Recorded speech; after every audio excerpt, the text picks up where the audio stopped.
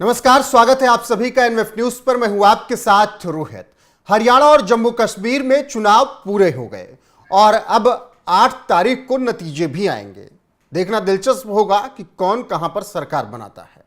लेकिन अब इन चुनावों के नतीजे के बाद महाराष्ट्र पर, झारखंड पर, दिल्ली पर और बिहार पर सबकी नजरें टिक जाएंगी, क्योंकि आने वाले वक्त में इन बड़े राज्यों में चुनाव हैं, जिसमें महाराष्ट्र पर भी सबसे ज्यादा नजरें टिकी हुई हैं, क्योंकि वहां पर पिछले 5 साल में जिस तरीके से उथल पुथल हुई, अब उसका हिसाब बहुत जल्द होगा चुनाव में और देखना होगा कि जनता किसकी तरफ जाती है। लेकिन इस बीच जिस तरीके से एमवीए गठबंधन, महाविकास अघाड़ी, जिसमें उद्धव ठाकरे की शिवसेना, जिसमें शरद पवार की एनसीपी और कांग्रेस शामिल है, इसके अलावा छोटे दल भी उनके साथ हैं। दूसरी तरफ है बीजेपी, असली शिवसेना जिसके मालिक शिंदे हैं, असली एनसीपी जिसके मालिक अजीत पवार हैं, वो है, और इनके बीच लड़ाई है। लेकिन अब असल लड़ाई हो रही है नाम बदलने को लेकर। दरअसल महाराष्ट्र वीर शिवाजी की गाथाओं से भरा हुआ है और पूरा हिंदू समाज गौरवान्वित महसूस करता है शिवाजी के नाम पर, और यही वजह थी कि उद्धव ठाकरे की जब सरकार आई तो उस वक्त कई नाम बदलने का फैसला लिया गया था, लेकिन नाम नहीं बदले गए थे। और शिंदे जैसे ही शपथ लेते हैं, वो उसी दिन और अगले दिन ऐलान कर देते हैं कि औरंगाबाद का नाम संभाजीनगर होगा। इसके बाद फिर और कई नाम बदले जाते हैं, जैसे अहिल्यानगर कर दिया जाता है अहमदनगर को, और उस्मानाबाद को धाराशिव कर दिया जाता है। लेकिन अब शरद पवार कह रहे हैं कि हम अगर सत्ता में आ गए, एमवीए गठबंधन सत्ता में आया, तो ये तीनों नाम बदलकर इनको फिर से औरंगाबाद, अहमदनगर और उस्मानाबाद कर देंगे। जिसके बाद अब सवाल है कि क्या ये दांव एमवीए के लिए उल्टा पड़ जाएगा, या फिर अंदर जो है वो बाहर निकल कर आ रहा है शरद पवार के मुंह से। पंकज प्रसून जी, बहुत बहुत स्वागत है। आपको क्या लगता है, दांव उल्टा पड़ेगा, हिंदू एकजुट हो जाएगा और फिर वो बीजेपी की तरफ और एकनाथ शिंदे की तरफ चला जाएगा, या फिर जो कुछ एमवीए गठबंधन का चाल चरित्र है, अंदर जो भरा है, वही सामने निकल कर आ रहा है? देखिए, सबसे पहले तो ये समझना होगा कि शरद पवार ने क्यों बयान दिया। ये महाविकास अघाड़ी के अंदर 3 दल हैं, कांग्रेस, उबाठा यानी उद्धव ठाकरे वाली जो शिवसेना है वो, और शरद पवार फैक्शन वाली एनसीपी। अब इन तीनों पार्टियों में मुस्लिम वोट को लेकर मारामारी, एक तरह से छीना झपटी है कि ज्यादा कौन मुस्लिम वोट अपनी तरफ ग्रैब कर सकता है, अपनी ओर खींच सकता है। और इसी लिहाज से तीनों दल, चाहे आप उद्धव ठाकरे या उनके दल के हाल के बयान सुनिए, शरद पवार और कांग्रेस के नाना पटोले साहब, ये तीनों एक से बढ़कर एक मुस्लिम परस्त बयानबाजी कर रहे हैं। लेकिन कहानी सिर्फ इतनी नहीं है। कहानी यह है कि शरद पवार की पार्टी के अंदर ही 2 धड़े हो गए हैं। एक है इनके पुराने सेवक, या यूं कह सकते हैं कि सपोर्टर, भक्त जितेंद्र आह्वाड साहब का। उनको लगता था कि शरद पवार के बाद सुप्रिया सुले तो हैं, लेकिन सुप्रिया सुले तो दिल्ली की राजनीति करती हैं, तो महाराष्ट्र में शरद पवार पार्टी में सब कुछ मैं रहूंगा, सर्वे सर्वा मैं रहूंगा। लेकिन एक नए नेता उभरे हैं जिनका नाम है रोहित पवार, और रोहित पवार के ये दादाजी हैं शरद पवार। अब वो नया यंग नेता निकल रहा है, और पवार तो जानते हैं सरनेम काफी है। अब ये परिवारवाद वगैरह को लेके, तो रोहित पवार जिस तरह तेजी से शरद पवार गुट वाले एनसीपी पर छा रहे हैं, उससे जितेंद्र आह्वाड जो हैं वो कंफर्टेबल नहीं है। वो अब उन्हें लग रहा है कि क्या कुछ किया जाए, तो अपने पार्टी के अंदर इस घमासान से लोगों का ध्यान हटाने के लिए शरद पवार आए दिन, अब देखिएगा इनके 3-4 इस तरह के बयान आए कि सारे बातचीत, सारी चर्चाएं उन बयानों को लेकर होगी, इनकी पार्टी को लेकर नहीं होगी। आप मराठी मीडिया को देखिएगा तो पिछले 1 हफ्ते से मराठी मीडिया ये कह रहा था कि जितेंद्र आह्वाड बनाम रोहित पवार, जितेंद्र आह्वाड बनाम रोहित पवार। कल से मराठी मीडिया ये कह रहा है कि नाम बदलना सही है या नहीं है। तो मुद्दों को डाइवर्ट करने के लिए शरद पवार ने ये बयान करने की कोशिश कर रहे हैं, और शरद पवार मंझे हुए खिलाड़ी हैं, वरिष्ठतम नेताओं में से एक है मौजूदा राजनीति में। लेकिन अगर ये सच है कि वो वाकई में ये सोच रहे हैं कि मुसलमानों का वोट खींचने के लिए ऐसे बयान देना जरूरी है, या सरकार आ गई और अगर एमवीए गठबंधन में ये तय कर लिया गया कि नाम बदले जाएंगे, तो फिर उद्धव ठाकरे जो कि कह रहे थे कि संभाजीनगर ही होना चाहिए, उनके सरकार में ही फैसला लिया गया था, वो कहां के रह जाएंगे?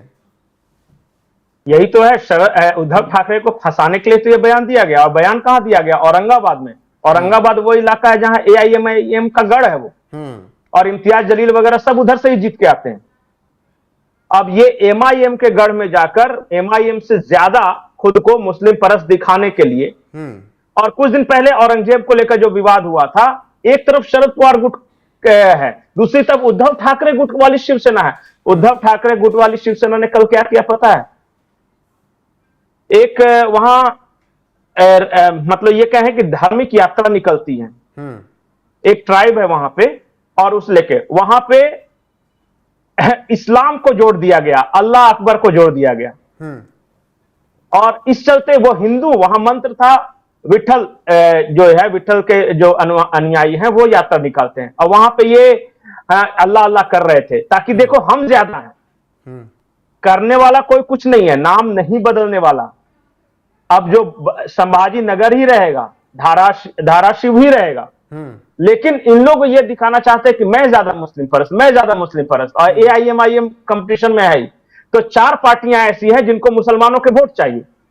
पंकज जी, एआईएमआईएम तो कह रहा है कि हमको भी एमवीए में शामिल कर लीजिए। शिवसेना यूबीटी का कहना है कि पहले से बहुत भीड़ है, हम आपको नहीं बुलाएंगे और इनको नहीं होना चाहिए। हालांकि कांग्रेस और शरद पवार खामोश बैठे हैं। एआईएमआईएम 28 सीटें मांग रही है। हाँ, एमआईएम 28 सीटें मांग रहे हैं। बताइए ना, 15-16% मुसलमान हैं, उसके लिए 6-6 पार्टियां हैं, उसके लिए कांग्रेस को भी उसी मुसलमान वोट चाहिए, एनसीपी शरद पवार गुट को भी वही मुसलमान वोट चाहिए, उद्धव ठाकरे वाले शिवसेना को वही मुसलमान वोट चाहिए, और कांग्रेस तो खैर भाई है ही, एआईएमआईएम भी है, और कुछ दलित अंबेडकरवादी पार्टियां भी हैं, उनको भी मुस्लिम वोट चाहिए, प्रकाश अंबेडकर की पार्टियां। तो मुसलमान किसको किसको वोट करे भाई? नहीं, तो सबने एक प्लान बनाया कि ये काम करते हैं कि जो 6-7 पार्टियां हैं सब एक साथ आ जाते हैं, अब तो एक मुसलमान वोट मिलेगा, लेकिन ऐसा होगा नहीं। वहां पे पहले से बिल्कुल सही कहा। आप देखिए, एआईएमआईएम ने अच्छे खासे वोट हासिल किए और कई जगह मार्जिनल हार रही। अगर एआईएमआईएम वहां से लड़ती तो हो सकता है कांग्रेस की 2-4 सीटें और आप बढ़ते हुए देखते महाराष्ट्र में। क्या वो सब देखकर कांग्रेस चाह नहीं रही होगी कि आ जाए गठबंधन में? कुछ दिन पहले एक नाना पटोले का एक बयान आया था, उन्होंने कहा था एक काम करते हैं, उद्धव ठाकरे वाली शिवसेना को तो मुस्लिम वोट ज्यादा मिलेगा नहीं, तो उनको हटा के एआईएमआईएम को जोड़ लेते हैं, तो कांग्रेस शरद पवार वाली पार्टी या एआईएमआईएम एक मुस्लिम वोट मिलेगा। और उद्धव ठाकरे की स्थिति ये हो गई है कि जैसे बोलते हैं ना कि ये नया नया सेकुलर बने, तो हमारे गांव घर में कहावत है कि नया दूल्हा ज्यादा प्याज खाता है। तो इनको न हिंदू वोट मिल रहा है न मुस्लिम वोट मिल रहा है, ये हो गए हैं बीच में त्रिशंकु। बिल्कुल, और बीच बीच में गठबंधन में भी फंस गए हैं। हाँ, अब बीच बीच में खबरें भी आ जाती है कि भाजपा से बातचीत चल ही रही है कि दोनों शिवसेना को एकजुट किया जाए। ठीक है, आखिरी सवाल ये सब परिप्रेक्ष्य समझिए जी, समझिए। अब अंतिम समझिए कि एक और formidable Hindu core vote bank वाली है बीजेपी और एकनाथ शिंदे गुट। यहां अजीत पवार कंफर्टेबल नहीं। अजीत पवार के 2 नेता अभी कल ही भाग के चले गए हैं शरद पवार की तरफ। दूसरी ओर बाकी सारे सेकुलर, एक तो उद्धव ठाकरे वहां फंसे हुए, तो इधर एक सेकुलर फंसा हुआ है, वहां एक कम्युनल फंसा हुआ है। बिल्कुल, दोनों तरफ बैलेंस होकर चल रहा है चीजें।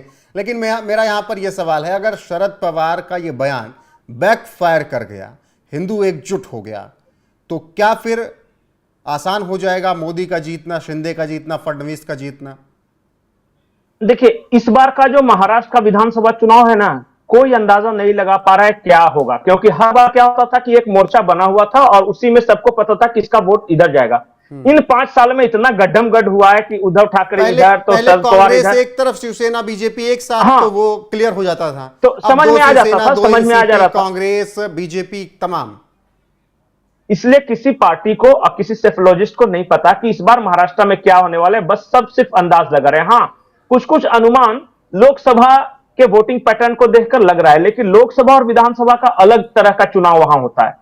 हमेशा आप लोकसभा देखिएगा तो लोग राष्ट्रीय पार्टियों को प्रेफर करते हैं, जैसा दिखा भी कि कांग्रेस सबसे बड़ी पार्टी बन के है। ठीक है, लेकिन जब ये विधानसभा चुनाव होगा तो देखिए क्या होता है, मुझे नहीं पता, लेकिन किसी को नहीं पता, मुझे ही नहीं, कोई भी सेफोलॉजिस्ट नहीं बता सकता इस बार क्या होगा। इसलिए आपाधापी है, मारामारी है कि आ जाए। इसमें सबसे ज्यादा बुरे कौन फंसे हैं पता है? सबसे ज्यादा बुरे कौन फंसे? उद्धव ठाकरे। उद्धव ठाकरे कल परसों तक कह रहे थे कि हम तो मुख्यमंत्री बनने के लिए इधर आए थे, और जब मुख्यमंत्री चेहरा मुझे नहीं बनाएगा तो इधर आने का फायदा क्या? तो इन्होंने कहा कि नहीं भाई, यहां तो शरद पवार ने कहा कि जो सबसे बड़ी पार्टी रहेगा मुख्यमंत्री उसका रहेगा। तो ये बोले कि हम तो दुविधा में दो गए, माया मिली न राम, न सेकुलर रह गए, न कमनर रह गए, मियां भी नहीं गए, ये ना मुख्यमंत्री भी नहीं बना रहा है, तो हम तो फंस गए बिल्कुल। बहुत बहुत छोटा सा एक सवाल पंकज जी, इस बयान का हिंदुओं पर क्या असर होना चाहिए अगर वो चुनाव में जा रहे हैं? देखिए, मुझे ऐसा लगता है कि शरद पवार बहुत सोच समझकर जानबूझकर ऐसे बयान दिए। वो चाहते हैं धार्मिक ध्रुवीकरण, वो चाहते हैं कि मुसलमानों के वोट बैंक इधर आए और हिंदुओं के उधर चले जाएं। अगर हिंदू एकजुट हो गया महायुति की तरफ, यानी भाजपा एकनाथ शिंदे और अजीत पवार की तरफ, तो किसे पता कल शरद पवार किधर चले जाएंगे। इनके तो दोनों हाथ में लड्डू है, सिर कड़ाई में है। चुनाव के बाद अगर ये आ गए भाजपा के साथ तो किसी को आश्चर्य नहीं होगा। बिल्कुल ठीक है पंकज तो जी। ये हर तरह से बैलेंस करके चल रहा है कि हो जाए ना ध्रुवीकरण, हो जाए, जीत जाए बीजेपी, हमें क्या है, हमें तो चले जाना है कहीं ना कहीं। बिल्कुल, तो इनको कहीं से नुकसान नहीं होने वाला। बिल्कुल पंकज जी, जिस तरीके से आपने समझाया महाराष्ट्र की राजनीति को, नाम बदलने का जो मामला इस वक्त चल रहा है, लेकिन राहुल के साथी जो हैं एनडीए गठबंधन में शरद पवार हैं, और जिस तरीके से उन्होंने बयान दिया, उनके बयान से आप अंदाजा लगा सकते हैं महाराष्ट्र की जो पहचान है संभाजी, महाराष्ट्र की जो पहचान शिवाजी, उनकी पहचान वो अपनी सरकार में बदलना चाहते हैं। औरंगाबाद करना चाहते हैं, उस्मानाबाद करना चाहते हैं, और ऐसे तमाम नाम बदलने का ऐलान शरद पवार कर रहे हैं। अब इसके पीछे की राजनीति अपनी पार्टी में मची लड़ाई से ध्यान हटाने के लिए है या फिर मुस्लिम वोट बैंक खींचने के लिए है, ये तो आने वाला वक्त बताएगा। लेकिन अगर कहीं ना कहीं शरद पवार की इस बयान का असर हिंदुओं पर पड़ गया तो फिर महाराष्ट्र के चुनाव में आप एक अलग और बहुत बड़े पैमाने पर अलग तरीके का नतीजा देख सकते हैं। पंकज जी, जुड़ने के लिए बहुत बहुत शुक्रिया। अब आप दर्शकों की बारी है, वीडियो को शेयर कीजिएगा, लाइक कीजिएगा, चैनल को सब्सक्राइब कीजिएगा, बने रहेगा हमारे साथ। नमस्कार।